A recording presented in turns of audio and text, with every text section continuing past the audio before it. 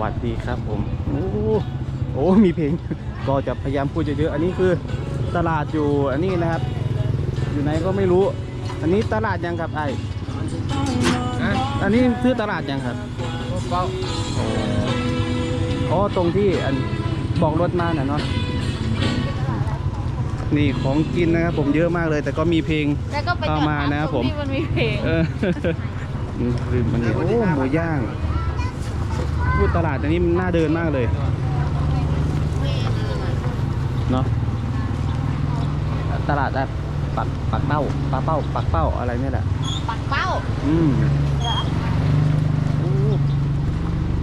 ของกินเนี่ยแดดตุ๊กซิปถุง5เฮ้ยมีเสื้อผ้าขายด้วยโอ้ของหวานแซ่บเดี๋ยวซื้อไปฮะซื้อแป้งดีกว่าซื้อแป้งมาดูซิว่าแป้งจะกี่บาทเดี๋ยวอันนี้น่าจะขายยังไม่เยอะนะครับ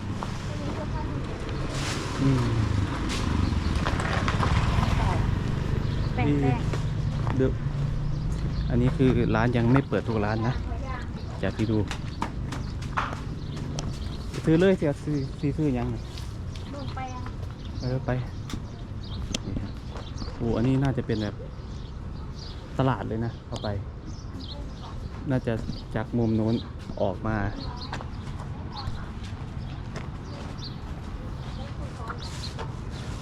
อันนี้ว่ากำแพงเป็นมีน้ำเนี่ยใส่มาเบิ่งเอาอันไหน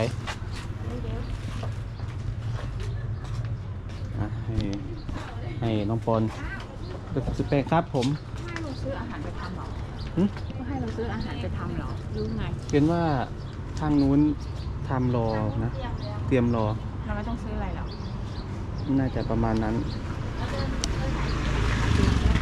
พอเห็นว่าส่งแก๊สมาพิจารณาแล้วบอกว่าเตรียมของรอแล้วคืออะไรนะอันนี้เฝอมันเป็นเส้นเอาไปทำกินเองใช่ปะบอกเขาว่าเส้นดำที่เป็นเศษส่วนเลยเด็กอันนี้นี่ที่ทำคล้ายๆวุ้นเส้นน่ะเหรออ๋อคล้ายๆเส้นร่อนรวมอันนี้จะกี่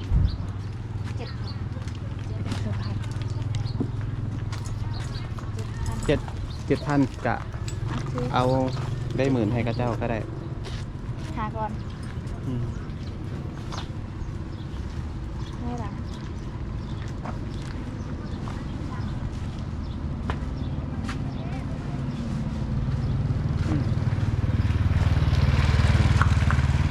ไปเดี๋ยวจะพาเดินไปดูตรงนู้นนะ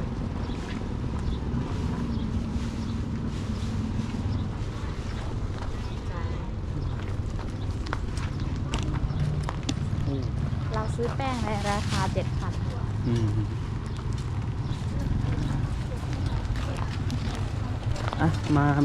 มาฝั่งนี้มาเบิกของฝั่งนี้ไปเนี่ย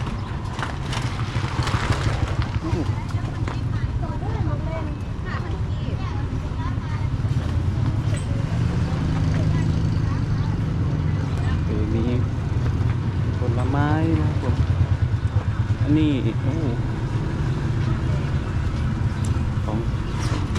ของกินเยอะครับ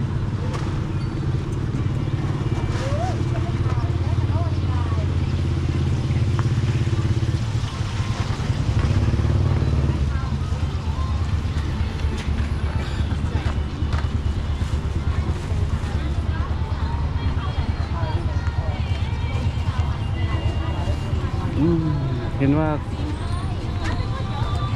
าของที่นี่นะครับผมเป็นของกินแบบราคาถูกนะครับผมนะราคาถูกๆเลยนะครับผมพวกอะไรย่างปิ้งย่าง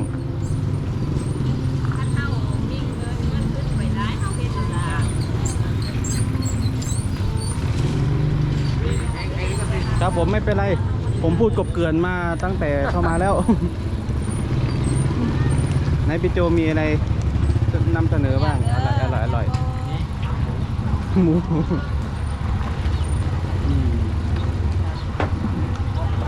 น้องนี่สุดยอด เนาะ ไม่อันนี้ก่อนผมมาผมกินอยู่ คนปลาคนเหรอ คนเปล่า โอ้ปนปลา คนปลา2 ใบ 2 ใบคนปลา ครับ นี่อันนี้เห็นหูหนู ตัวดอกแค เฮ้ยไม่ใช่ ตัวดอกแค อ๋อดอกแคร์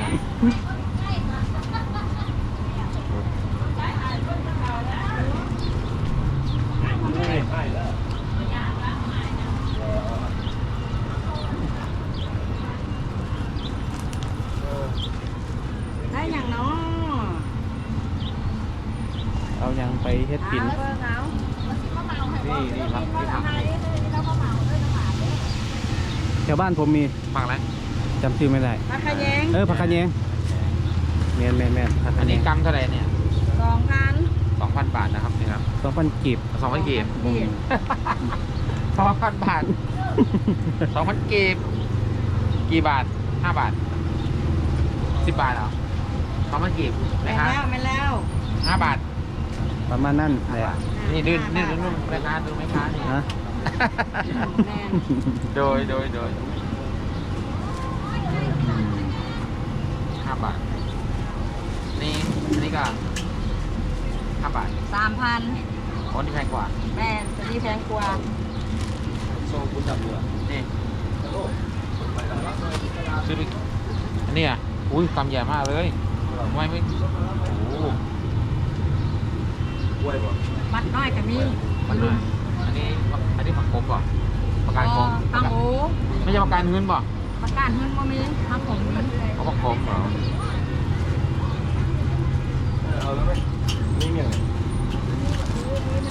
ที่ทำเมนูอะไรกินเนี่ย ลาบ ลาบลาบผัก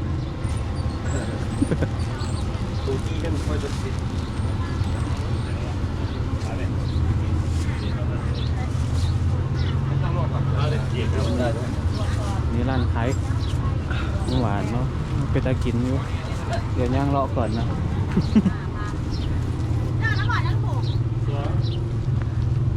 ของกินนะของกินกับพักหลายแต่กะร้านไม่ค่อยหลายร้านไม่ค่อยเยอะเท่าไหร่ น่าจะเป็นเพราะยังกลางวันอยู่ยังไม่ค่ำหรือเปล่าซื้ออะไร ไม่ได้เซิร์ฟพี่เล็กเซิร์ฟ อ๋อก างเกง เฮ้ย แล้ว ผม สงสัยมากเลย สงสัยว่า ทำไมคนลาวเขาขาวจัง ทำไมคนเราขาวจังบอก ทำไมเราคนไทยดังเป๊ะปื้อๆเลยอ่ะ อ๋อแสดงว่าแบบปอนเนี่ยปอนเป็นคนที่แบบไม่ชอบใส่เสื้อแขนยาว ก็เลย เขาก็ไม่ได้ใส่แขนยาวนะแม่ค้านะขาว ใช่อาจจะอยู่ในร้านทำงานไม่ได้เหมือนปอนแต่แบบปอนเนี่ยไปทำงานออกแดดเนี่ยปอนต้องใส่เสื้อแขนยาว เราเหมือนชาวไร่ชาวนาเขาเหมือนแบบว่าลูกคุณหนูอะไรประมาณนี้นะ แมนเพราะว่าปอนบอดูแลเรื่องเสื้อแขนยาวมันก็เลยสีช็อกโกแลตหน่อย มันฮอนเนาะใส่เสื้อแขนยาวกัน นั่นครับอันนี้แหละคือปัญหาที่ปอนบ่ขาวจังเทื่อบ่ขาวกว่านี้ มันเบิดเอวเบิดดิ เฮ้ยแป้งน่ารัก แพงมากนะ7,000 7,000กีบ เป็นเงินเท่าไหร่ ยับเข้ามาเนี่ย เดี๋ยวรถเหยียบ 7,000เป็นเงินเท่าไหร่ โบลูคือกันต้องเอาไปแปลงค่าเป็น พันละเท่าไหร่นะ คือสีด้วยนุ่งห่าน พันละ10หรอหรือเท่าไหร่ ตีมห่านแล้วก็ ไม่พันนี่ประมาณ2 บาทเนาะ หมดละ10หรอยังไม่แล้วใจ จักกระบู สร้างมันเท่าไหร่ 7,000นี่เป็นเท่าไหร่บาทไทยอ่ะ 7,10 กว่า ประมาณ 10 กว่าบาท 10 กว่าบาทนั่นแหละอันนี้ก็ผู้สาวขี่มอไซค์นะครับผม บาทพันละ2 บาท เนี่ยพันละ2 พันละ 2 บาทก็เอาไปดู ซื้อไปทำอะไรถามอ้าวไหนว่าลาบเป็ดเลย ซื้ออะไรกัน ไปดูสาระผักนี่สาระผัก คืออันนี้ของยังเอามาขายยังไม่หมดใช่ไหมเนี่ย น่าจะยังนะก็ยังร้อน เพราะว่าดูยังไม่เยอะ เห็นว่าอันนี้คือแบบพี่ชานเป็นร้านใช่ไหมคนดู ไม่รู้ ไม่รู้ โอ้โหอุตส่าห์คิดผมคุยไปเลย คลิปนี้พี่ชานถ่ายมาแล้วเป็นล้านวิวอ่ะ ที่นี่นะ ไม่คลิปหมายถึงคลิปพี่ชาน นี่เวลาเนี่ย เนาะโอ้ ำไมผมชอบเส้นทางแบบนี้มากเลยเนี่ย มันธรรมชาติมาก เราไปดูข้างในเสื้อผ้าหน่อยนะ ไปเลยไปเลยอะไรนะครับ อะไรนะพี่โจ พออยู่นะ อ๋ออุ้ยหมาเดี๋ยวครับก็มันก็เป็นไม่พาเดินไม่มันเลยนี่แกพาเดินอยู่ในร้านขายเสื้อผ้าอยู่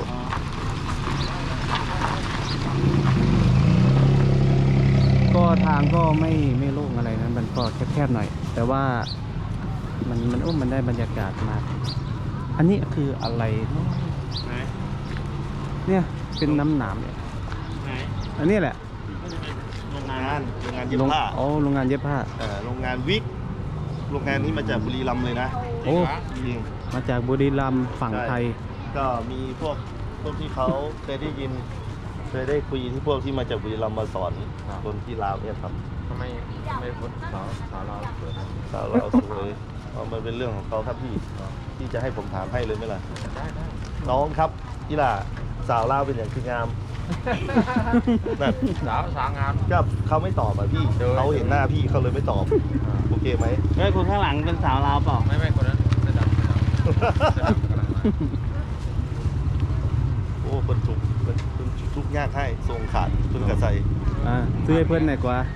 ซื่อแบบเจ้าแบบ ได้พากลับบ้านเลยคนหน้าก็ได้ โอ้ยหน้าฝนนี้น่าจะได้บรรยากาศกว่านี้นะครับ ต้องเป็นโรงงานนี้ เนี่ยคือว่ามัน น่าจะได้ตุ้มเปี้ยหน่อย สาวโรงงานบ่ เป็นเดือน 4-5,000 บาทเองนะ อ๋อ เห็นไหมที่สามงานกับข้าวเลย ยอดเลยมุมนี้นะครับ คุยอะไร พี่พาเหมือนเดิมนี้ แล้วเหรอ ที่แล้วมันเป็นพิธีกรเดี๋ยว เยอะเหรอ พยายามก้าว สิเจียยุเอ เป็นนี่ให้ใช้ เราอยู่ที่ ปั่นไปกี่รอบแล้วครับ ตลาดโพนปลาเป้า แล้วตอนนี้เราอยู่โพนอะไรนะพี่โจ ฮะ ตลาดอะไรนะ ป่าเป้า ป่าเป้า เราจะไปดูอะไร มันเป็นช่วงตรุษจีนหรือเปล่า มันถึงคนขายของ ตลาดโพนป่าเป้า โอเครู้เรื่อง วันอาทิตย์แต่ตลาดนี่มีทุกวัน แล้วตลาดตรงนี้เนาะ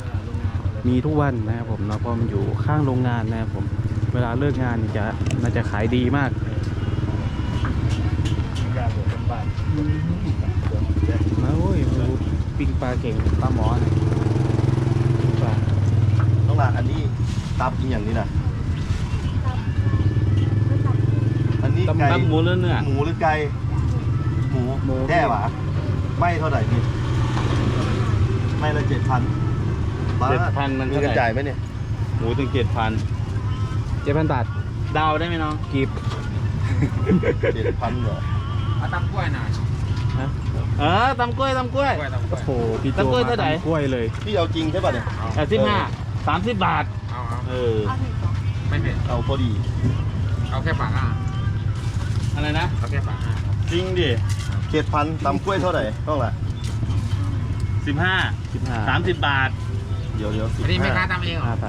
15,000อันนี้เท่าไหร่นะ เฮ้ยเดี๋ยวอย่าเพิ่ง 7,000 ถ่ายด้วย 5 อันนี้เป็นลูกสาวเจ้าของร้านใช่ไหมเนี่ย ไม่ ก็เป็นเจ้าของร้านเลย อันนั้นอะไรใส่เข้าไปข้างในเยอะแยะเลย มีอันหยังบ้างนะ เกลือด้วยเหรอ ผมนัว ใส่อะไรบ้าง ครับโอเคไม่เป็นไรมา สวัสดีครับ สวัสดีครับ สวัสดีครับ เนื้อน้ำตาล อันนี้ไอ้อุ่นกันเด้อไม่หนึ่ง อุ่นเลยเดี๋ยวผมตีอุ่นให้ อันนี้เขาเรียกว่าตลาดพุทธ สองไม้ เป้า บอล มันมีกี่วันหนูมันมีกี่วันจ๊ะ มีซูเมอร์ป่ะ มีทุกวัน ขายตั้งแต่กี่โมง ขายแต่ อ๋อ11 โมงถึง 11 โมงถึง3 ทุ่ม 11 โมงคือ ตลาด 11 โมง นี้ เช้าเหรอ เนี่ย โอ้โหก็ง่ายๆเลยตั้งแต่เที่ยง อันนี้ร้านตัว ก็จะ ตามแดนแม่ ก็จะหมุน ตามแดนแม่ว่า จะกินได้ ห บอก มุนให้ได้พอดีต้องอุ่นนะครับ เ อุ้ยทำไม ไม่ได้ เป็นแบบใส่มีแต่พริกเกลืออะไรเนาะ สูตรเขาลองดูสูตร มันสูตรใครสูตรมันไง สี พี่ ขาวเนี่ย สูตร 11 20 0นั่นคือสูตร ไม่ใช่แล้วครับไอ้ข้าวขาวนี่คือผงชูรส เกลือ เกลือ หวานบ่ จะเค็มขนาดนั้นเลย น้ำตาล ปลาเค็ง มันกล้วยเหี่ยวป่ะ เดี๋ยวน้องเปิ้ลตำกล้วยเนาะผมมีเวลามาพริก เดี๋ยวผมพริกเอง ปลาโต๊ดได้3 ลูกเลย แถมหน่อยไม่ได้หรอ โอ้สำนี่ล่ะกล้วยสดแล้ว แถม กั เถอะ เพิ่นก็บอกว่าเป็นโสดพร้อมว่าซั่นว่า โสดเขาไม่ค้าโสดเหรอ ไม่โสด ไม่สวย ไม่โสดโหไม่ค้าไม่โสด พ่อแต่ว่าเอาอีก ใครมันติดแข่งโคตรว่ะ เนาะมันที่แห้งโคตรเอาพ่อห่อน แล้วใส่มะยมได้ไหม เอาพี่ตำกล้วยยังให้ใส่มะยมเหรอ เฮ้ยบางคนไม่เอาใส่นะ โอ้ยหนอจะเฝ้าเครียดให้เพิ่นเด้อเสือไอ้มีดเนี่ยซับโลด ตามหัวเรา ซับหัวโลด เป็นต้มตำที่ตำยากมาก เพราะว่าต้องสับ ด้ ด้ ว วย ย ด้วยเหรอ เปลือก จริงๆก็ทำเสร็จแล้วแหละพี่พอมีคนถ่ายก็เลยช้าหน่อย เขาดึงเวลา ดึงเวลา ไม่ถนัดกล้อง ๆอันนี้คืออะไรเนี่ยปลาเนาะ ปลาตัดขึ้น ส่วนมากลูกค้านี่จะสั่งส้มตำหรือตำกล้วยมากกว่าตำกล้วยมากกว่ามากกว่าแล้วพี่โจก็แฮงค์ใช่ไหมเนี่ย ไม่ใช่หรอ ว่าแม่ค้าถือมีดอยู่เนอะอย่าเด้อเนาะอย่านะหนูมีมีดนะ สิ้นก่อน อืม ลูกทำไม